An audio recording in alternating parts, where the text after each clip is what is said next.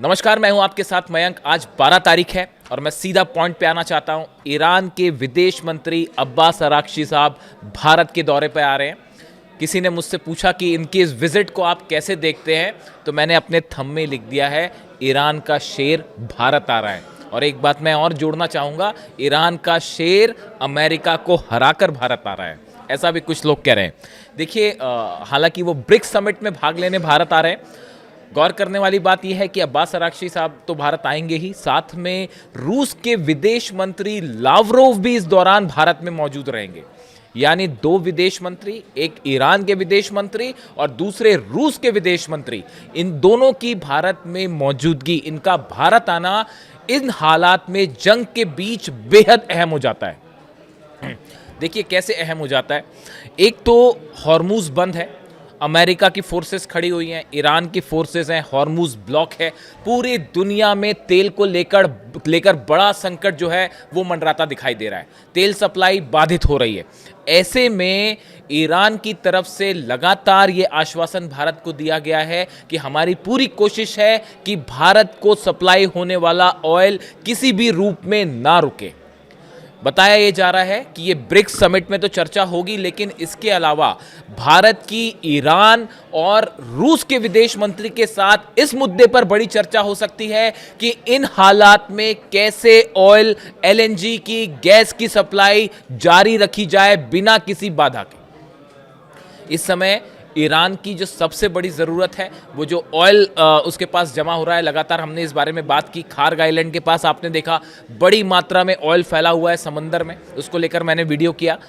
अब देखिए, इस समय ईरान की सबसे बड़ी ज़रूरत है कि जो ऑयल वहाँ प्रोड्यूस हो रहा है उसका ज़्यादा से ज़्यादा ऑयल जो है वो एक्सपोर्ट किया जाए और भारत एक बड़ा खरीदार साबित हो सकता है। लेकिन बीच में बाधा बनी हुई है अमेरिका का ब्लॉकेड, जो अमेरिका ने हॉर्मुज में कर रखा है।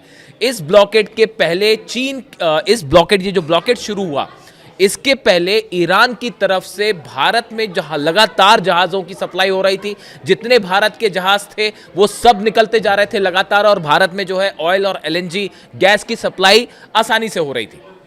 लेकिन अब इस ब्लॉकेट के बाद इस सप्लाई में बड़ी बाधा आई हुई है। पूरे देश में, भारत में इस समय चर्चा है कि आने वाले वक्त में क्या तेल का संकट आने वाला है, क्या गैस का संकट आने वाला है। ऐसे समय में भारत और ईरान की दोस्ती इस संकट से निपटने में बेहद अहम साबित हो सकती है। और अब्बास अराक्ची साहब, विदेश मंत्री ईरान का, उनका भारत दौरा इस दिशा में भारत के लिए और ईरान दोनों के लिए बड़ा एक फायदेमंद सौदा साबित हो सकता है।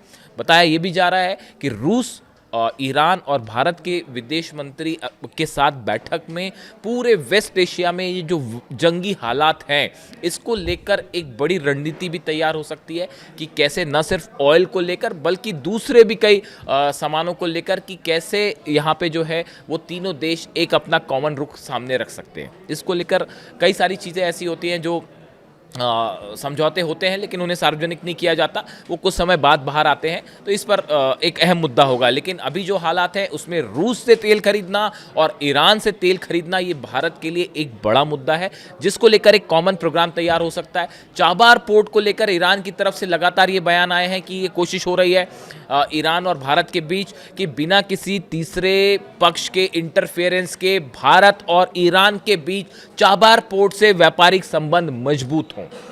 ये एक अहम बात है। देखिए, आप अगर देखें पिछले 1-1.5 साल की बात करें आप, तो भारत और ईरान के संबंध बड़े तेजी से बेहतर हुए हैं। खास तौर पर ईरान पर जब से हमला हुआ उसके बाद से आप देखें, 12 दिन की जो जंग हुई उसके बाद एससीओ की समिट में भारत ने ईरान का साथ दिया है, इजराइल की आलोचना की। उसके बाद यूनाइटेड नेशंस में ईरान के खिलाफ एक प्रस्ताव लाया गया था, भारत ने उसका भी विरोध किया है। ईरान के साथ भारत का ऑयल बिजनेस रुक गया था, लेकिन अब वो फिर से शुरू हुआ है और उम्मीद है कि ये ब्लॉकेड हटने के बाद ये और बेहतर होगा। तो इसको लेकर ये तमाम जो है समझौते हो सकते हैं भारत और ईरान के बीच। एक अच्छा अंडरस्टैंडिंग डेवलप हुई है पिछले कुछ महीनों के अंदर, और ऐसा कई एक्सपर्ट्स ये उम्मीद जता रहे हैं कि ये भारत और ईरान के बीच एक नई एरा का जो है संबंध तो बहुत पहले से रहे हैं, लेकिन अब ये एक नए स्थायित्व की तरफ आगे बढ़ रहे हैं, एक नई समझ के साथ एक दोस्ती की तरफ तेजी से कदम आगे बढ़े हैं। भारत में देखिए इस पूरी जंग के दौरान अगर आप बात करें, अभी ये दूसरी जंग के दौरान भारत में ज़बरदस्त सपोर्ट देखा गया है ईरान के पक्ष में। कई लोग मुझसे ये बात कहते हैं, कई कमेंट्स आते हैं मेरे वीडियो में कि भारत से जब वीडियो बन रहे, जब जंग शुरू हुई उस दौरान भारत में एक इस तरह का माहौल था कि बहुत सारे लोग जो हैं वो इजराइल के पक्ष में थे, या कई वीडियोस इस तरह के बनते थे जो इजराइल के फेवर में थे। लेकिन आपकी सीरीज़ सबसे पहली उन सीरीज़ में से है जिसने ईरान के सही पक्ष को सामने रखा, और आपके वीडियोस के चलते बड़े सारे लोगों ने ईरान पर वीडियो बनाने शुरू किए, और आज देखिए भारत की एक बड़ी संख्या जो है लोगों की, और मीडिया में भी जो है वो ईरान को ज़्यादा स्थान मिलना शुरू हो गया है, ऐसा कई लोग कहते हैं। मैं इस बारे में कुछ कहना नहीं चाहूँगा। मैंने हमेशा वही कोशिश की कि जो सही पक्ष होता है उसको बिना डर के बेबाकी के साथ सामने रखा जाए, मेरी हमेशा कोशिश यही होती है। तो देखिए, एक तो ये विजिट की बात हुई, अब्बास अराक्ची साहब और लावरोव दोनों की भारत आना जो है ये बेहद अहम होगा।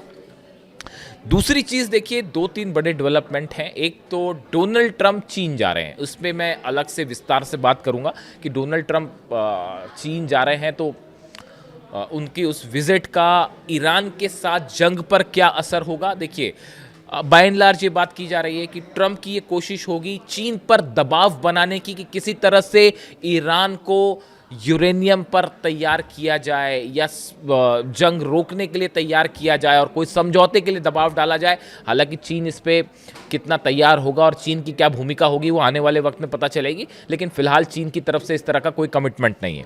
अब देखिए, इसके अलावा एक बड़ी खबर है कि अभी एक फिर से बैठक हुई व्हाइट हाउस में, बताया जा रहा है कि वॉर रूम में बैठक हुई।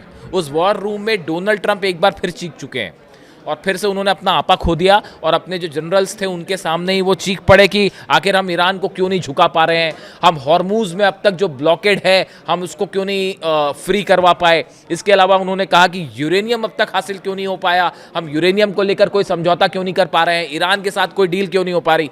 इन 3-4 मुद्दों को लेकर डोनाल्ड ट्रंप ने अपना एक बार फिर आपा खो दिया, और वो जो है अपने जनरल्स पर, वहाँ जो उनके अधिकारी थे उन्हीं पर गुस्सा हो गए। ऐसा पहले भी एक बार हो चुका है, एक बार नहीं बल्कि कई बार हो चुका है।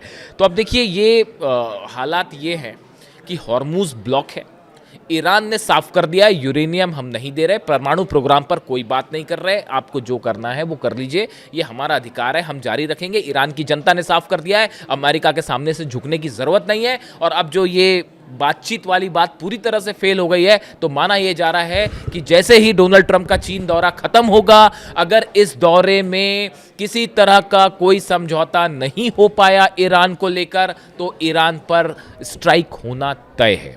सेंटकॉम की तरफ से, जो सेंटकॉम ऑपरेशन देखता है ईरान में, उसकी तरफ से बॉम्बर्स की तस्वीरें जारी की गई हैं, B-1 बॉम्बर्स की तस्वीरें जारी की गई हैं कि अगर आप नहीं मानेंगे तो हम B-1 बॉम्बर से हमला कर देंगे। अब ये बड़ी हैरान करने वाली बात है, आपने 40 दिन तक ईरान पर हमले किए, B-2 बॉम्बर से हमले किए, B-1 बॉम्बर से हमले किए, टॉम हॉक मिसाइल्स बरसा दी, F-35 जेट से हमले कर लिए, F-16 से हमले कर लिए, F-18 से हमले कर लिए, ना जाने कितने तो क्लस्टर बॉम्ब्स लगा दिए गए ईरान के ऊपर, कितने बड़े बड़े जो है 1-1 हज़ार 2-2 हज़ार किलो के बम गिरा दिए गए। ये सब करने के बाद भी क्या हो पाया? क्या कोई उद्देश्य अमेरिका का पूरा हो पाया? सत्ता परिवर्तन नहीं हो पाया, यूरेनियम हासिल नहीं हो पाया, न्यूक्लियर मुद्दे पर आप ईरान को नहीं झुका पाए, हॉर्मूज आप नहीं खुलवा पाए, जहाज़ आप नहीं निकलवा पा रहे हैं। तो ऐसे हालात में जो अमेरिका का मिशन था वो पूरी तरह फेल हो गया। ऐसे में सेंटकॉम का B-1 बॉम्बर की तस्वीर दिखा के ये कहना कि हम रेडी हैं, लॉक्ड है, इस बात का क्या मतलब निकाला जाए? ईरान भी तैयार है इसके लिए, ईरान की सेना ने भी ऐलान कर दिया है, ईरान में बड़ी जंग की तैयारी चल रही है। ईरान ये मान के चल रहा है कि बातचीत फेल है और अब फिर से हमला होना तय है। अब ये हमला अमेरिका करता है या इजराइल करता है, इसका इंतजार है।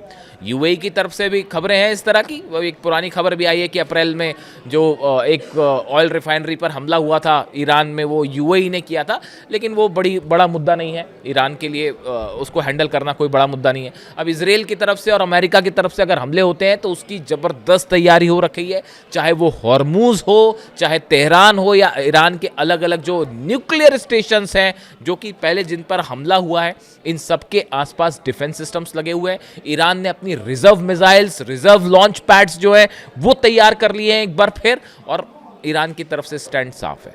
और इस बार बताया जा रहा है कि जो नए सुप्रीम लीडर है मुश्तबा खामेनी, अब इन्होंने, इनकी हालत अब पहले से कहीं बेहतर बताई जा रही है। इनके ऊपर अटैक जो हुआ था उसमें बताया जाता है, इस तरह की खबरें थी कि वो घायल है, लेकिन अब बताया जा रहा है कि उनका स्वास्थ्य तेज़ी से ठीक हो रहा है और अब उन्होंने आर्मी के, ईरान के आईआरजीसी के जो ऑपरेशंस हैं उनको अपने हाथ में ले लिया है। आईआरजीसी चीफ, मैं बार बार इस बात को कह रहा हूँ, अहमद वाहिदी साहब एक ध्रुव है वहाँ के, मुस्तबा खामेनेई दूसरे ध्रुव हैं और तीसरे हैं अब्बास अराक्ची। ये तीनों के बीच बेहतरीन कोऑर्डिनेशन है और इन्हीं के तीनों के सलाह मशवरे से ईरान अपने अलग स्टैंड तय कर रहा है। अब देखिए, अब्बास अराक्ची साहब से चूंकि मैंने शुरुआत किया था, इस आपको लेकर एक पोस्ट किया है। उन्होंने लिखा है, बातचीत की मेज पर 20 साल, म्यूनिक 2006 से तेहरान 2026 तक। डॉक्टर अब्बास अराक्ची बातचीत का चलता फिरता विश्वकोश है। इसे कहते हैं असली खिलाड़ी, बाकी सिर्फ फील्डिंग कर रहे हैं। देखिए, ये अच्छा पोस्ट है ईरान मिशन ने जो अब्बास अराक्ची साहब को लेकर कहा है। आप देखिए, इनका जो रेफरेंस है वो 2006 में जब परमाणु विवाद की शुरुआती दिनों में ईरान का जो कूटनीतिक पक्ष उन्होंने रखना शुरू किया था वो 2006 से शुरू हुआ। फिर 2015 में वियना में जो joint comprehensive plan of action जो JCPOA तैयार हुआ था, इस दौरान उनकी बेहतरीन कूटनीति दिखाई दी। और अब 2026 में पूरी दुनिया देख रही है कि इतने जंग के बावजूद अब्बास अराक्ची जो विदेश मंत्री हैं, उन्होंने कितने बेहतरीन तरीके से हर पक्ष को ईरान के पूरी दुनिया के सामने रखा है और इसीलिए पूरी दुनिया में उन्हें एक बेहतरीन विदेश मंत्री के तौर पर देखा जा रहा है और वो अब एक इंटरनेशनल पर्सनालिटी बन चुके हैं। इसमें कोई शक नहीं है। तो अब वो उनका भारत दौरा है, वो पीछे भी भारत आना चाह रहे थे, लेकिन जंग की वजह से वो नहीं आ पाए। तो भारत का उनका ये दौरा बेहद अहम होगा। लावरोव भी उनके साथ आ रहे हैं। ऐसे में नज़र रहेगी कि ये मीटिंग्स में क्या बड़े फैसले होते हैं। और दूसरा नज़र रहेगी डोनाल्ड ट्रंप के चीन के दौरे को लेकर। फिलहाल ये माना जा रहा है कि ये जब तक ये मीटिंग्स खत्म नहीं होंगी तब तक हमला ईरान पर नहीं होगा, लेकिन उसके बाद कुछ भी हो सकता है। इससे जुड़ा जो भी अपडेट होगा आप तक पहुंचाएंगे। Thank you so much.